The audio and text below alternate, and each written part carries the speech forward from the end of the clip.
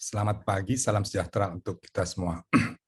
Selamat pagi para guru besar, teman-teman sejawat senior, para konsultan, dan juga semua peserta webinar JEM 2022 yang telah hadir pagi hari ini. Jadi saya mengucapkan terima kasih khususnya kepada panitia, Dr. Marta dan teman-teman, dan juga kepada Kadif Dr. Trijuli yang telah memberikan kesempatan pada saya untuk menyampaikan topik yang menurut saya ini memang penting, ya, yaitu adalah mengenai endocrine manifestation pada akut COVID infection. Ya. Jadi kalau kita lihat secara statistik, situasi COVID di Indonesia sudah memang mulai mereda, tapi selama ini kita sudah mempunyai 6 juta pasien yang terkonfirmasi, kebanyakan sembuh, dan angka yang meninggal kurang lebih sekitar 200, kalau tidak salah ya, 200.000. Nah, 156.000. Dan yang kita akan bahas pada hari ini adalah mengenai ada kondisi akut, subakut, dan long COVID. Nah, antara lain dari aspek metabolik endokrin. Ya.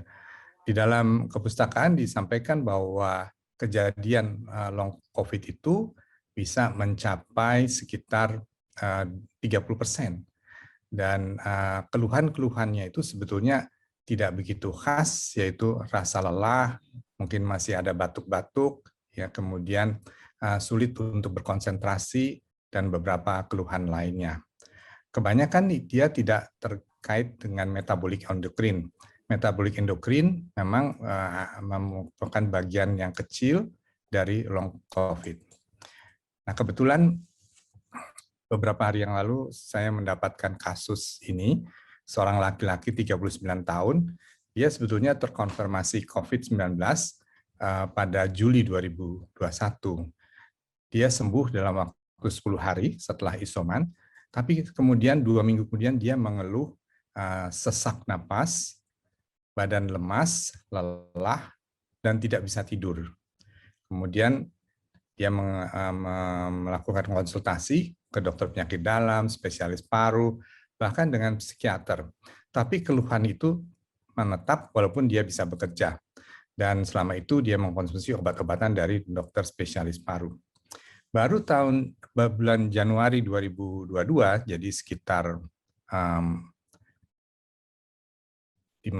keluhan berdebar-debar, tremor, dan kemudian diketahui hipertiroid. Memang kebetulan dalam keluarganya itu ada yang menderita Graves' disease. Pada pemeriksaan itu hemodinamik stabil, badan juga stabil, diraba sturma tidak apa. Memang ada sedikit eyelid retraction, ya. Dan sejak itu kemudian dia mengonsumsi obat anti-tiroid. Nah, kalau kita lihat dari hasil laboratorium bulan Februari pada saat terdiagnosis, memang RT4 itu meninggi, PSA turun, dan kemudian setelah diobati, kemudian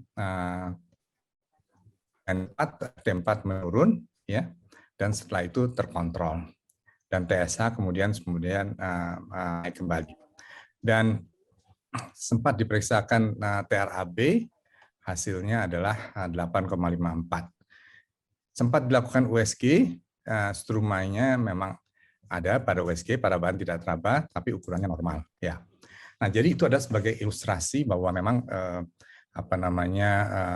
bisa melibatkan endokrin pasien-pasien yang pasca COVID.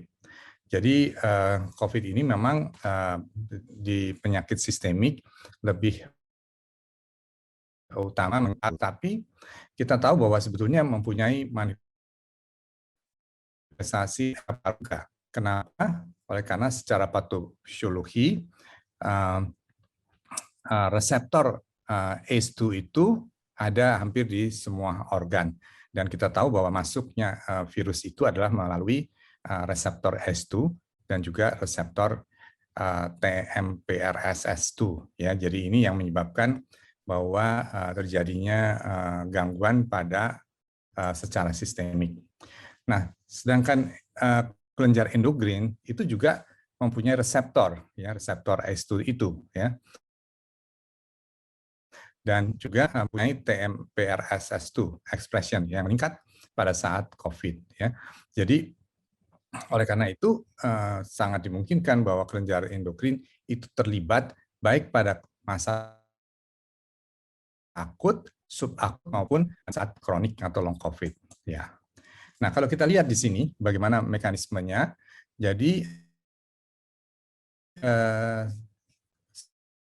SARS-CoV itu ya reseptor, reseptor TMRS2 dan juga ACE2, dan kemudian virus itu masuk ke dalam sel dan di sini viral itu kemudian kembang, ya kita lihat, dan kemudian oleh karena reseptornya sudah terikat dengan virus, kemudian ke proses perubahan angiotensin 1 kedua itu menjadi terhambat, dan kita tahu bahwa juga terjadi masalah di disfungsi endoktel dan juga terjadi hiperkoagulasi.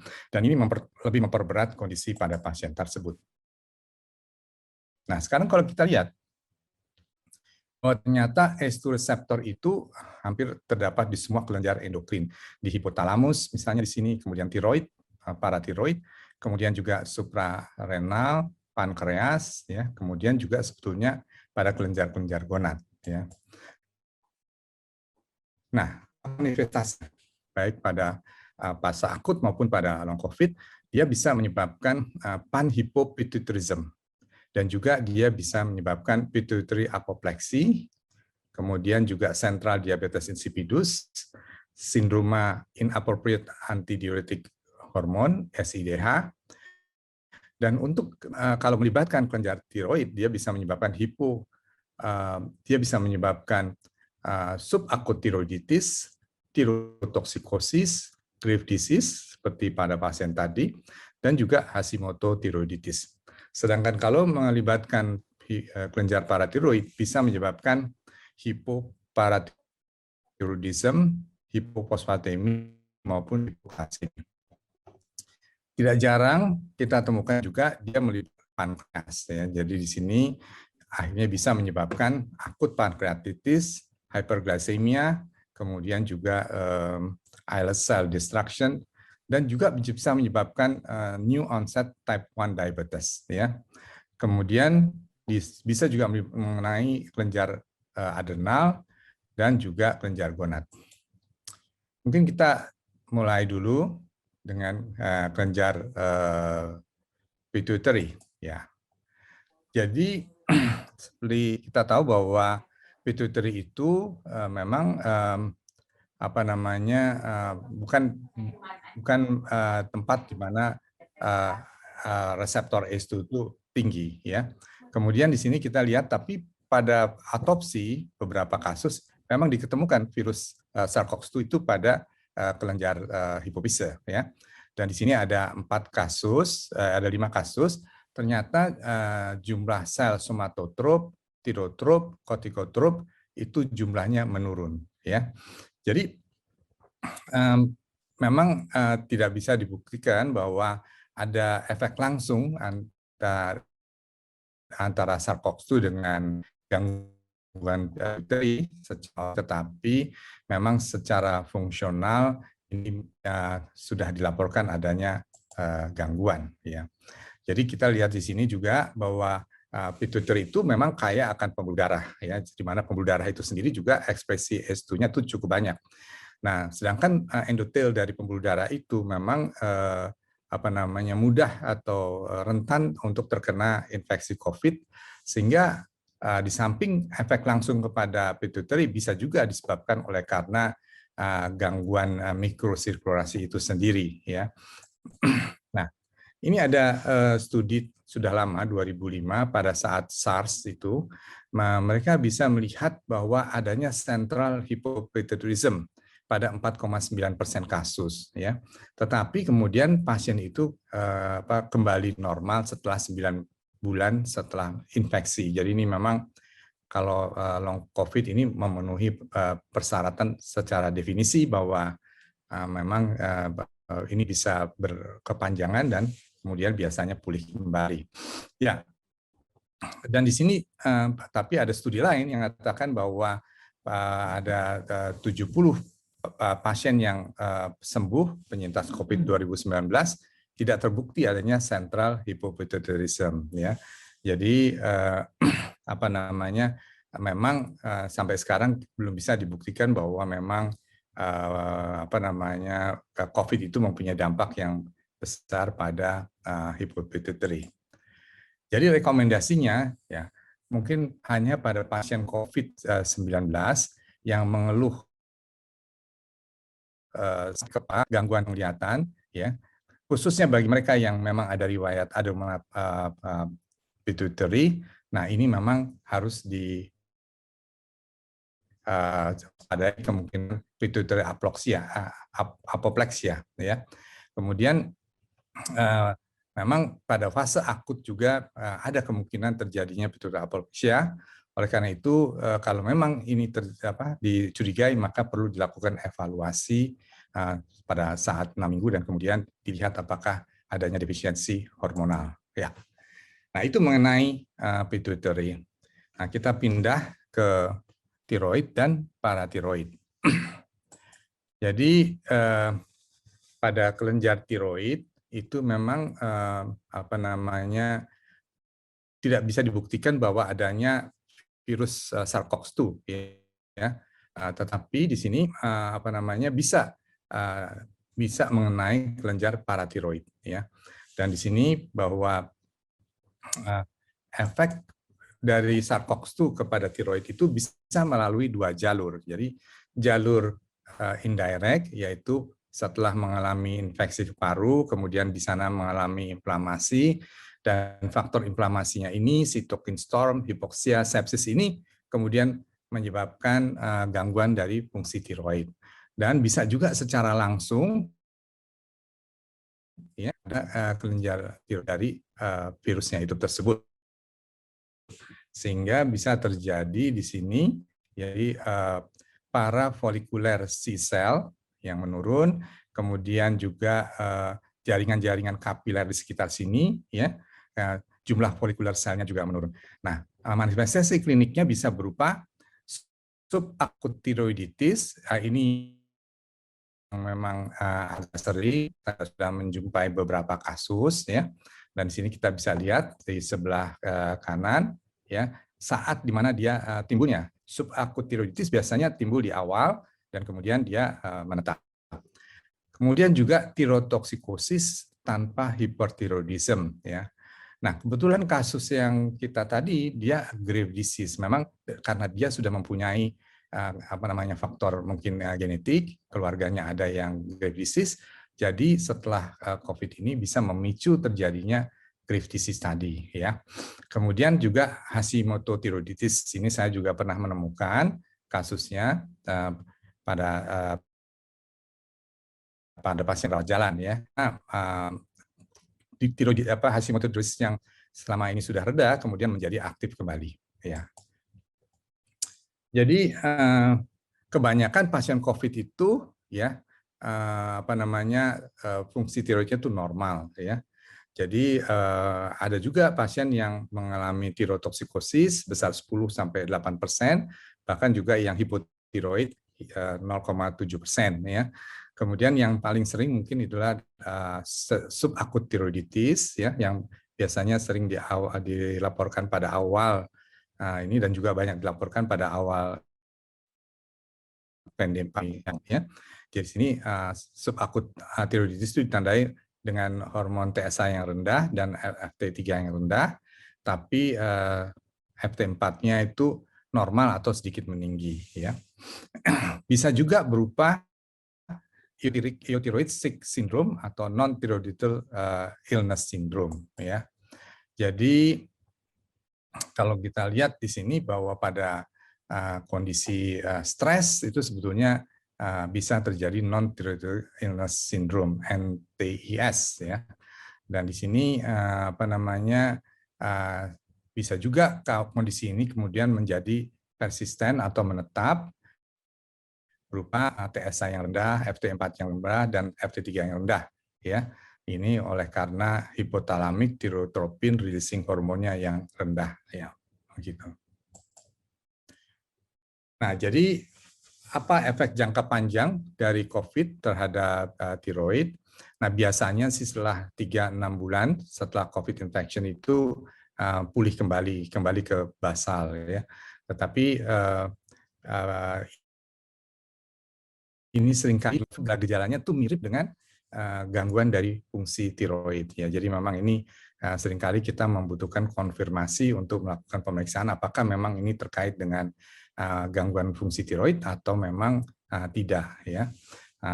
Tidak ada pengelolaan khusus untuk kondisi ini, biasanya secara konservatif saja, ya. Nah, jadi untuk pasien-pasien dengan adanya gangguan fungsi tiroid, ya, ini memang perlu dilakukan evaluasi 6 minggu setelah pulang, ya. Kemudian di sini antibody, ya, ini bisa dilakukan pemeriksaan, ya, bila fungsi tiroid itu tetap menetap setelah fase akut, begitu, ya. Seperti pada pasien ini kita sempat untuk periksa TRAB dan ternyata itu positif, kemungkinan ini bisa menyokong memang dia dasarnya adalah Graves' disease. Oke, baik. Saya kira itu mengenai tiroid. Mungkin kita beralih ke kelenjar adrenal atau suprarenal, ya. Nah, jadi ternyata reseptor itu memang bisa didapatkan pada korteks adrenal, terutama di zona fasciculata dan reticularis, tetapi tidak di zona glomerulosa. Sedangkan TMPRS2 ini memang ada di 3 zona tersebut, ya, fasciculata, reticularis maupun glomerulosa. Dan kemungkinan bahwa juga pada saat akut, pada saat COVID itu bisa terjadi adrenal hemorrhage, ischemic necrosis, inflamasi, ya, yang sudah dilaporkan pada pasien-pasien COVID, ya. Juga sering kita temukan adanya hiponatremia pada pasien COVID-19, ya. Nah, jadi dilaporkan pada adanya adrenal insufficiency sekunder akibat dari akut adrenal infarction, ya, atau pendarahan pada beberapa pasien, ya. Tetapi kebanyakan si adrenal function ini preserve pada pasien-pasien COVID-19. Ada peningkatan awal COVID, yaitu dalam 48 jam, tetapi ini kemudian pulih. Nah, peningkatan kortisol yang tinggi pada pasien-pasien COVID ini berkaitan dengan angka kematian yang tinggi, ya. Nah, sekarang pada pasien-pasien COVID itu memang seringkali diberikan steroid eksogen, tetapi pada umumnya dia tidak mengganggu aksis dari HPA. Pada studi recovery, yaitu dilaporkan bahwa pemberian dexamethasone itu ternyata bisa menurunkan angka kematian COVID. Oleh karena itu, kemudian dia masuk di dalam standar terapi, kalau tidak salah itu sampai 2 minggu. Ya. Jadi penggunaan dexamethasone 6 mg per hari, maksimal 10 hari itu, dia pada umumnya tidak mempengaruhi fungsi adrenal, gitu, ya. Jadi ini ada studi lain, jadi ada 70 pasien yang survive, ya. Kemudian dinilai bahwa dinamik tesnya ternyata normal, ya. Kemudian kalau kita periksa kadar kortisolnya, ternyata kadar kortisol itu tidak berkaitan dengan keluhan-keluhan long COVID yang kita kenal, yaitu lelah, postural hypotension, gangguan dari kognisi, ya. Oleh karena itu sebetulnya tidak perlu untuk dilakukan pemeriksaan secara rutin, ya. Jadi ini rutin ini tidak dibutuhkan post COVID, ya. Nah, kemudian dexamethasone yang diberikan kurang dari 3 minggu tidak mempengaruhi HPA. Kalau misalnya kita berikan lebih besar, lebih 15 mg per hari lebih dari 3 minggu, maka ini mungkin membutuhkan evaluasi, begitu, ya. Baik, saya kira itu yang mengenai suprarenal. Mungkin ini yang terakhir adalah mengenai pankreas, ya. Jadi memang kaitan antara diabetes dengan COVID ini cukup erat. Diabetes, obesitas itu menyebabkan risiko bertambah beratnya COVID dan juga kematian, ya. Nah, jadi memang SARS-CoV-2 ini mampu atau bisa untuk menginfeksi dari kelenjar pankreas dan juga bisa melakukan replikasi pada kelenjar pankreas, ya. Dan di sini bahwa SARS-CoV-2 itu dideteksi pada beta sel pankreas pada pasien-pasien yang diotopsi, dan di sini karena kelenjar pankreas itu juga kaya pembuluh darah, sedangkan ACE2 reseptor dan TMRS2 itu juga memang kaya pada mikrovaskuler pembuluh darah pada pankreas, ya. Ya, di RSCM juga dilaporkan bahwa pasien-pasien COVID itu banyak yang mengalami ketoasidosis atau ketoasidosis kejadiannya itu meningkat pada saat-saat pandemi COVID, ya. Dan ini bisa disebabkan oleh karena pankreatitis yang menyebabkan kadar insulinnya rendah atau insulopenia, tapi juga bisa disebabkan oleh karena resistensi insulin yang meningkat, ya. Kemudian juga tadi dilaporkan bahwa adanya DM tipe 1 ya pada setelah COVID, tetapi juga ini tidak berkaitan dengan adanya autoantibody, islet cell antibody yang negatif pada pemeriksaannya. Yang jelas itu diabetes itu berkaitan dengan kematian dan juga severity daripada COVID. Sejawat sekalian, yang kita sudah kenal ini bahwa glukokortikoid ini memang ada standar dari pengobatan COVID yang mungkin sedang dan juga yang berat, dan pemberian steroid ini ya merupakan bagian dari terapi itu menyebabkan disglisemia. Bila diberikan dosisnya sangat tinggi, maka kemudian menyebabkan glucocorticoid induced hyperglycemia. Dan di sini biasanya glucocorticoid induced hyperglycemia itu walaupun sudah dibentikan seringkali menyebabkan DM itu tetap berlangsung. Di sini ada meta-analisisnya bahwa setelah dibentikan ternyata 32% tetap diabetes, bahkan tapi memang sedikit menurun pada follow up selanjutnya. Nah, kalau kita lihat, kita rangkum di sini ya, bahwa sebetulnya critical illness ya pada pasien-pasien COVID itu memang menyebabkan respon yang sudah kita kenal, di mana hormon kontraregulator meningkat, adanya peningkatan sitokin oleh karena critical illness, penggunaan obat-obat steroid, dan albumin yang menurun. Di sisi lain, critical illness pada COVID ini juga menyebabkan autoimmune destruction, DM tipe 1, prolonged hyperglycemia, ya, glucotoxicity, kemudian pancreas hypoperfusion, dan local inflammation. Nah, ini menyebabkan hyperglycemia. Sementara infeksi SARS-CoV-2 tadi bisa juga menginfeksi beta sel pankreas sehingga bisa menyebabkan insulopenia juga, dan juga dia bisa menyebabkan inflamasi pada adiponektin sehingga meningkatkan insulin resistant, dan ini dua-duanya menyebabkan hyperglycemia pada pasien COVID maupun pada akut, subakut maupun yang kronis. Nah, ini adalah potential mechanism hyperglycemia pada COVID infection. Kita bisa lihat di sini ya bahwa di mana titik-titik di mana bisa menyebabkan insulin resistant ya. Bisa kita lihat di sini efeknya pada RAS yang meningkat, kemudian juga inflamasi sitokin dan seterusnya, sehingga ini menyebabkan hyperglycemia dan meningkatkan kardiovaskular dan juga sebab kematian oleh karena semua sebab. Ya. Nah, ini ada satu studi yang melihat sebetulnya apa dampak dari long COVID tadi, ya, satu cohort study.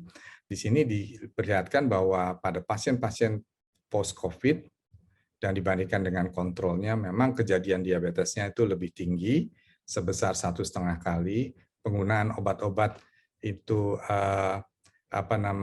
anti hiperglikemia juga lebih tinggi 2 kali, dan secara outcome itu juga meningkat 1,5% ya. Ini sampai dengan 12 bulan begitu. Jadi rekomendasinya, nah memang pasien-pasien yang sudah ada diabetes itu perlu dilakukan kontrol gula darah yang baik, kemudian kalau memang tidak ada bukti bahwa ada kenaikan gula darah dalam perawatan, mungkin tidak perlu follow up, untuk kejadian pasien DM. Tapi pasien-pasien yang dirawat di ICU dan usia lanjut, ini memang risiko untuk terjadi diabetes dalam 3 bulan, oleh karena itu perlu dilakukan screening. Ya. Jadi bisa disimpulkan di sini bahwa pasien diabetes dan juga obesity, ya, itu memang merupakan faktor risiko untuk terjadinya COVID yang berat dan juga kematian. Ini mungkin terkait dengan ACE2 expression yang ada di semua kelenjar endokrin, ya. Kemudian kebanyakan data-data yang ada, ya, itu memang memperlihatkan adanya endocrine dysfunction, ya, khususnya pada fase akut, tetapi pada umumnya itu membaik pada keadaan kronik, ya. Walaupun demikian, kita juga harus tetap waspada karena memang pasien-pasien penyintas ini bisa mengalami long COVID tadi. Memang untuk kelenjar endokrin dilaporkan lebih rendah ketimbang dari pada yang melibatkan organ-organ lain. Terima kasih atas perhatiannya. Kami kembalikan kepada panitia. Wassalamualaikum warahmatullahi wabarakatuh.